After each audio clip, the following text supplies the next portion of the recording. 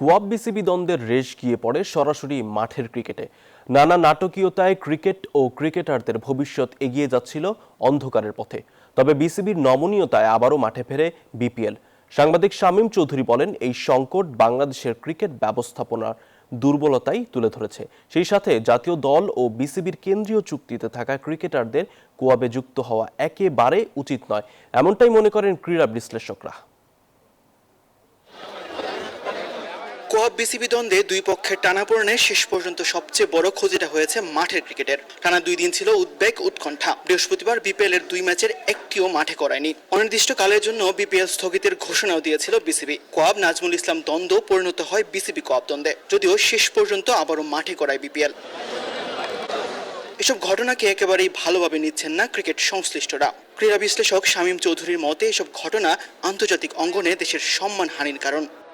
তো এক্স ক্রিকেটাররা আসে কারণ কি, তাদের একটা বার্গেনিং এজেন্ট হিসেবে তারা কাজ করতে পারে। আপনি যে ক্রিকেটার তো বার্গেনিং এজেন্ট হিসেবে কাজ করতে পারবে না। বিসিবির কেন্দ্রীয় চুক্তিতে থাকা ও জাতীয় দলে এখনো খেলছেন এমন ক্রিকেটারদের কোয়াবে যুক্ত হয় একেবারেই উচিত নয় বলে বলছেন এই বিশ্লেষক। উভয় পক্ষই কোড অফ কন্ডাক্ট ভায়োলেট করেছে। আপনি বিষয়টা এটাই যে আগে কিন্তু কোয়াবের প্রতিনিধি ছিল কারা ক্রিকেট বোর্ডে। আপনি জানেন যে ক্রিকেট বোর্ডের যে ডিরেক্টর নাইমুর রহমান দুর্জয়, উনি দীর্ঘদিন কোয়াবের প্রেসিডেন্ট ছিলেন। তখন তারা যে কোনো কিছু করছে, ক্রিকেট লিগও স্থগিত তেমন হয় নাই, বা আপনার ক্রিকেট নিয়ে কোনো সংকটও তেমন দেখা যায় না। নাজমুল ইসলামকে বিসিবির ফাইন্যান্স কমিটির দায়িত্ব থেকে অব্যাহতি দিলেও বিসিবির গঠনতন্ত্র অনুযায়ী তাকে পরিচালক পদ থেকে সরানো খুব একটা সহজ নয় বলে বলছেন শামীম চৌধুরী। ক্রিকেট বোর্ডের যেই পরিচালককে ঘিরে পোস্টে উঠেছে, উনিও আচরণবিধি ঠিক রাখছেন কিনা। যদিও ক্রিকেট বোর্ডের কোনো গঠনতন্ত্রের কোথাও কিন্তু আচরণবিধি ভঙ্গ বা আচরণবিধি ভঙ্গের দায় কী হবে, আচরণবিধি কীভাবে প্রতিপালন করতে হবে, তার কোনো শর্ত বা কোনো কিছু ব্যাখ্যা নাই।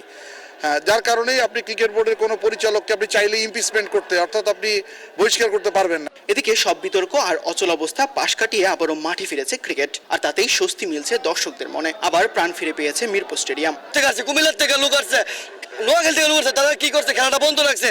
কেমন লাগছে খেলা এসে? ভালো লাগছে।